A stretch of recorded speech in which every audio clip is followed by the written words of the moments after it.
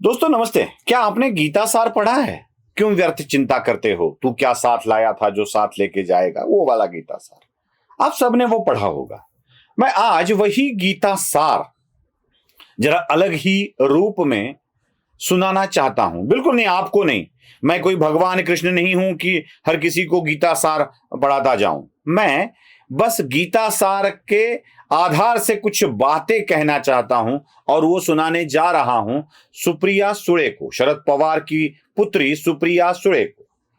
सुप्रिया सुळे ने हाल ही में एक बयान दिया है मीडिया के सामने। उन्होंने कहा है कि मुझे नरेंद्र मोदी की चिंता हो रही है। सुप्रिया सुळे को बहुत बड़ी चिंता हो रही है नरेंद्र मोदी की, और उनको लग रहा है कि क्या सब कुछ भाजपा वाले नरेंद्र मोदी पर ही डाल रहे हैं। कोई भी चुनाव आए, मोदी आकर भाषण करे, चुनाव जीत जाओ। लोकसभा का चुनाव आए, मोदी मोदी मोदी। विधानसभा का चुनाव आए, मोदी मोदी मोदी। म्युनिसिपल कॉर्पोरेशन का चुनाव आए, मोदी मोदी मोदी। बस मोदी मोदी मोदी। क्या होगा मोदी के बाद भाजपा का, और इतनी प्रचार करने के बाद मोदी का क्या होगा? बस यही चिंता सुप्रिया सुळे को सताई जा रही है, और वो अपना ताना कसते हुए कम नहीं दिखाई दे रही है।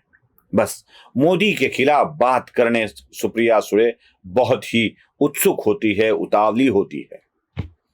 आजकल क्या है कि हर किसी को लगता है कि मैं मोदी पे बात करूं। मोदी का किरदार ही ऐसा हो गया है। वृंदावन में कान्हा के संग नाचती हर गोपी को ऐसा लगता था कि शायद मेरे साथ ही, अकेले के साथ ही कान्हा नाच रहा है। रूप था ऐसा कान्हा का वो। हर किसी को लगता था कि कान्हा मेरे साथ है। कान्हा ऐसे करता था ना कि सबको लगता था कि सिर्फ कान्हा मेरा है, बस मेरा है। शायद मोदी के साथ भी ऐसे ही हो रहा है। मैं सीधा मोदी को कान्हा की तरफ तो नहीं ले जाऊंगा, लेकिन अभी मोदी के बारे में प्यार, अपनापन, ये सारी बातें अब जरा आगे श्रद्धा तक जा रही है। ये भी हमें ध्यान में रखना होगा।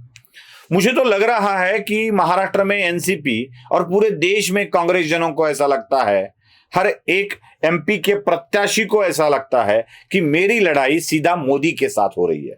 बिल्कुल वैसे ही जैसे वृंदावन में गोपियों के संग कान्हा दिखाई देते थे, हर एक गोपी के संग कान्हा दिखाई देते थे ना, वैसे ही हर एक युद्ध में आजकल एनसीपी और कांग्रेस वालों को मोदी ही दिखाई दे रहे हैं।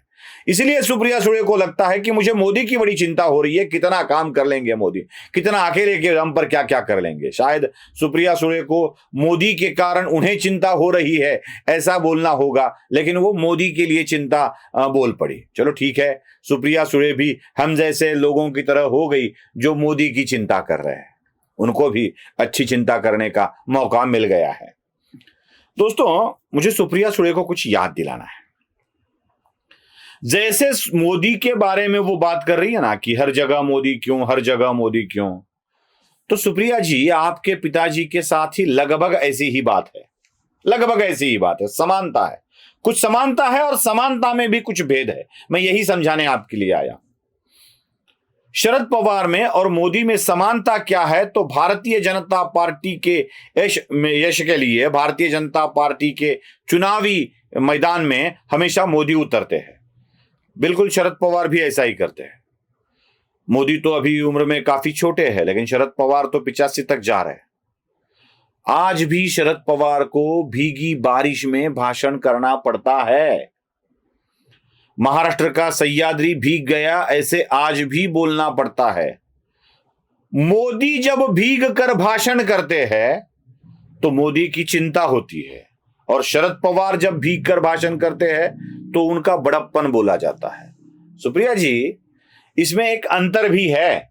अंतर यह है कि जब ऐसे मोदी भीग कर भाषण करते हैं ना, तो अपने पार्टी को बहुमत ही दिला कर देते हैं, लेकिन आपके पिताजी ऐसा नहीं कर पाए आज तक। पिछले चुनाव में शरद पवार ने सातारा की सभा में भीग भीग कर भाषण किया, और भाषण का परिणाम क्या हुआ? 55 भी सीटें नहीं मिली। मोदी ने भाषण किया, 107 सीटें मिली। दुगनी महाराष्ट्र के नेता मोदी के दम पर 107 सीटें लाते हैं भारतीय जनता पार्टी, तो आपके पिताजी को भिगो कर भी निचोड़ा जाए तो 55 मिलते हैं। आपके पिताजी ने अपने ही दम पर 75 से ज्यादा सीटें अब तक महाराष्ट्र की विधानसभा में नहीं जीती है। जरा सुप्रिया जी, लोकसभा चुनाव का पूरा महाराष्ट्र का ही ज्ञान आप रख लीजिए, ले लीजिए। 48 सीटों में से कांग्रेस को मिली है एक,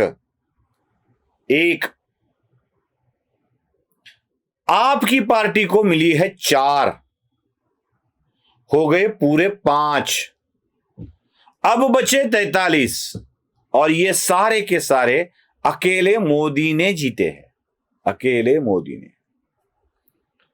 पूरे सभागृह में, लोकसभा में आपके पार्टी के हैं 5 और मोदी के, याद है आंकड़ा आपको। यह है करिश्मा। चिंता इस बात की कीजिए कि अकेला मोदी इतना सब कुछ कर रहा है, लेकिन आपके पिताजी अकेला बहुत कुछ कर रहे हैं, लेकिन वो कुछ भी प्राप्त नहीं कर पा रहे हैं, कुछ भी प्राप्त नहीं कर पा रहे हैं। सुप्रिया सुळे को तो मैं धन्यवाद देना चाहता हूं। पिछली बार भी उन्होंने ऐसा ही कहा था, अकेला देवेंद्र क्या कर लेगा, हम सब साथ है। कुछ महीने हुए नहीं इस बात को, कुछ महीने हुए नहीं, अकेले देवेंद्र ने सुप्रिया सुळे के पिताजी की सत्ता को हिला डाला, उद्ध्वस्त कर डाला, खुद सत्ता में जाके बैठ गया।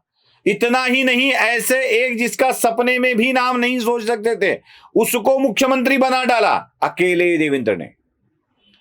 अब उतर आई है अकेले मोदी पर। क्यों विष की परीक्षा ले रही हो सुप्रिया जी, क्यों विष की परीक्षा ले रही हो?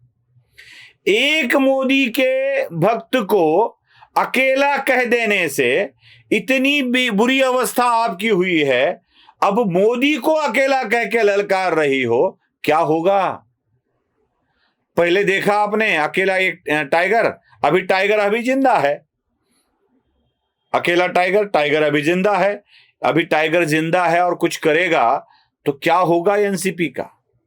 आपके पिताजी को ऐसे ही हॉस्पिटल से उठाकर लाया गया था शिरडी में, दिखाने के लिए कि अभी भी ये आदमी में दम है, ये कुछ भी कर सकता है। इतना दिखाकर भी 75 के आगे नहीं जाता है, इतना दिखाकर भी 8 सांसद के आगे नहीं जाता है। मोदी तो 8 स्टेट अपने नाम कर रहे हैं। आपके पिताजी ने जब से पार्टी बनाई है अकेले ने, तब कुल मिलाकर सबसे ज्यादा संख्या पाई है 8 की, और मोदी के हाथ में 8 स्टेट है। इतने तो आपके पिताजी के पास भी नहीं है। खुद को देखना छोड़ मोदी को गाली देते रहना, यही सुप्रिया सुळे को भारी पड़ने वाला है। शायद अगले चुनाव में ये 8 टोटल मिलाकर भी, विधानसभा और लोकसभा की भी आंकड़ा सुप्रिया सुळे को हासिल करना बहुत ही मुश्किल हो जाएगा। शायद यही चिंता सुप्रिया सुळे को है, और वो बात कर रही है मोदी की चिंता की, मोदी के होने की चिंता की बात है। ये मोदी क्यों आते हैं इसकी चिंता नहीं है, क्या होगा मोदी का इसकी चिंता नहीं है, बल्कि मोदी है तो हमारे लिए सत्ता में जाना मुमकिन ही नहीं है, यही चिंता शायद सुप्रिया सुळे को खाए जा रही है। वीडियो पसंद आए तो लाइक, शेयर और सब्सक्राइब जरूर कीजिएगा। धन्यवाद।